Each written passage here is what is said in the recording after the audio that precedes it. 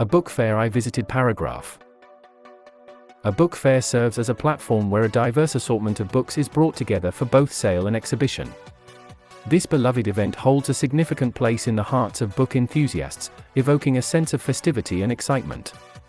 Typically occurring during the winter season, these fairs grace open spaces in major cities across the country. While the primary focus isn't solely on sales, the captivating display of books on an array of subjects takes center stage.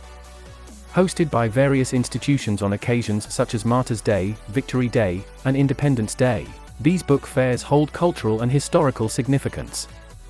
I recently had the pleasure of attending a book fair at the Bangla Academy premises. This annual event, known as Amor Ekashi Boy Mela, is organized by the Bangla Academy. Authorities in commemoration of language martyrs. Stepping into the fairgrounds, I was immediately struck by the serene and peaceful ambience. Despite the bustling crowd, a sense of order prevailed as book lovers perused stalls humming with activity. Navigating through the fair, I acquired a selection of books aligned with my interests. The organized layout and the absence of chaos ensured a pleasant experience. The venue's decoration added to the overall allure, creating an atmosphere that resonated with both readers and writers. In a stroke of luck, I had the honor of meeting some distinguished authors from our country and even secured their autographs. This encounter left me elated and further enriched my experience.